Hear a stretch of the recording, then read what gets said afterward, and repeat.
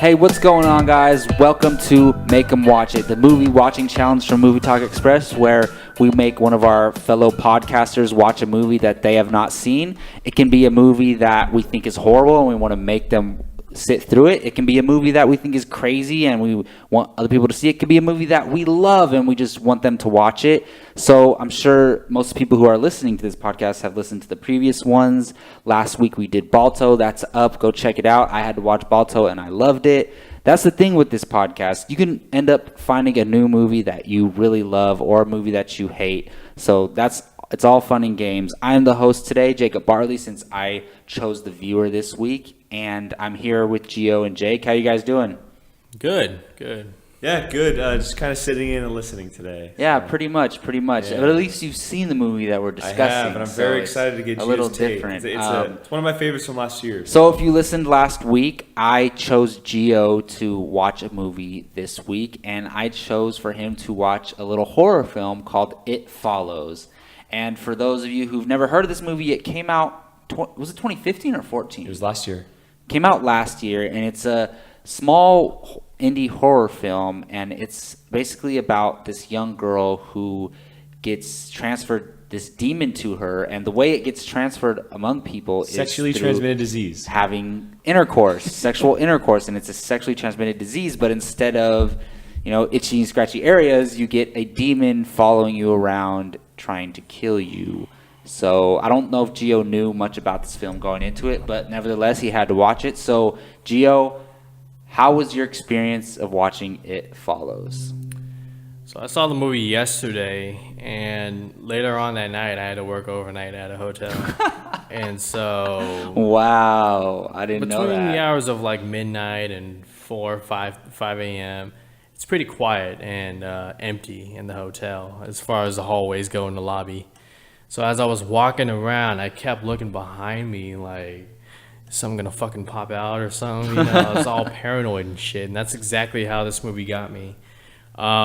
It's one of the best original horror films that I've seen since maybe Saw. Really? And Saw Oh, came out wow. in like 2003. I'm glad to hear that. So I kind of thought there was a chance that you'd love it or you'd hate it. So Yeah. that's awesome. I loved it, and I mean, recently I've just been turned off by the horror genre. I mean, they have the stupid character decisions. They have the like cheap scares, the jump scares and all that kind of stuff, which a lot of times get me. But then when I look back at it, it's like, okay, that wasn't really scary. That was just a fucking loud bang followed by like a creepy weird ass looking face. But anyways, this movie didn't have that many jump scares. It was more of like the concept and the whole idea of this thing that never stops and it follows you. And it's not like it runs at you and sprints at you like a zombie or something. This thing just walks like it's Jason Voorhees. Picture this: it's Jason Voorhees if he was invisible, and if he had the ability to transform like Mystique and into people that you knew. And the scariest part about it is that Micah Monroe's character, the main heroine, is that the term? Leading actress. She can never really tell. The people who have these diseases, they can't really tell like who is who unless they address it. Like if there's 5 of us in the room right now, like I don't know which one of you are real. Like I might know of 2 or 3 of you that are real, but if someone else walks in the room, I have to address that person. And if you guys don't see it, then it's a freaking demon, and I have to find a way to escape. So the sexually transmitted disease that attracts demons, it sounded weird at first, but then I kind of bought into the whole concept. I was like, okay, all right, I can work with this. And the more people you have sex with, the more it passes from one to another. But it doesn't go away completely. It just, the demon follows the most recent person who had sex with that person and the host. And if the demon kills them, then it goes to the next person, the next person, the next person. So you're never really safe. I'll say the first 15 to 20 minutes, I was bored as shit. Even with the opening killing sequence, I wasn't really buying into it. But it wasn't until she got the disease, and then the garage scene where he ties her to the chair and then makes her sit there and wait for the damn demon to come, and then the demon appears. Holy shit! See, goddamn. See, I'm all paranoid and shit. Your freaking dog, like, ugh. Just popped out of nowhere. Yeah. Anyway, so the demon appears in the garage, and then like so slowly walking toward her, and then I'm like, dude, take her away from that. What are you doing, man? And then finally, the camera movement. It's like it's so well done because you see the demon behind them walking, and they're like trying to escape. So I liked it. I like the camera work on this film. I was telling Jake earlier, the wide angle shots where it just shows the schoolyard and you see a whole bunch of people and you're like, there's no movement in the camera, it's just sitting there and you're seeing everything move in the camera. yeah, and it's like, where the fuck is it's like a long, was it a take, like a cut, you would say, Long scene, yeah. a long scene. Yeah, it's just it's really well done, really clever camera work. And let's see, the music, you know, it has kind of a throwback vibe. It gave me an uneasy feeling, the whole Yeah, I love the music in it as well. The music is so important in horror films. Yeah, it's so important. You know, and then it got a little, I don't know, it got a little weird at the end. Like, okay, you can shoot it, you can punch it, you can this and that. You know what I'm saying? Like In the pool. Yeah, it got a little confusing. I agree. in the pool, it's like, okay, you shoot it, you kill it. Is that it? I mean, that seems pretty simple. That's one thing honestly. issue I had with it too. They weren't clear on like how you can physically harm it and whether it actually is hurting it or not. So yeah, I agree with that. Yeah, because the beach scene when the thing is grabbing her hair, and then like, you know, the friends are freaking out, like, what the fuck, you know, and then like they try and fight it, and the demon just like sends that one dude like 20 yards away. It was pretty interesting, you know. Yeah. So, but I mean, that's one little thing. Yeah, no, This it's movie's not still, enough to. it's still fucking be a great. big flaw. Yeah, it's fucking creepy. I really liked it. It still had some things that made me go, ugh, like, you know, when the thing punches a hole in the shed at the bottom, it's like, and then she starts creeping toward it, wanting to see, is this still out? Like, why are you going to the hole? Like, it's just, it's all creepy and whatnot. But I still liked it. It's a really good movie. Yeah, I'm really glad you liked it because I wasn't sure if because I know you're not a huge fan of horror movies, but rightfully so. There haven't been many great ones to come out recently, so I'm really glad you liked it. The thing I appreciate about it is it's just the concept is so original and it's really terrifying, and it's not like a slasher film where you can actually fight the slasher who's chasing around trying to kill you. You really can't fight this thing. It's super powerful and it's supernatural. So it's really difficult to, you know, there's nothing they can do pretty much except try to pass it on to someone they don't know or something like that.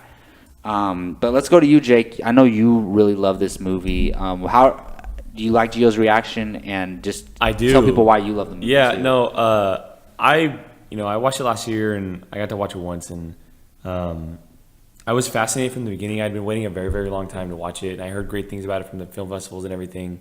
What I like about it so much is it's so simple and so small time. Yeah, and it doesn't try to go over the top with the scares or whatnot. It makes you think, and like Gio said earlier, after he watched it, he was just walking through the hallway and kept looking behind himself. Like that's what a horror movie's supposed to do. Exactly, and not allowed to do that anymore. Yeah, and I think they just did a great job of, you know, building the tension all the way through the movie and never letting it down. And yeah, it's one of the best horror movies I've seen in the last few years.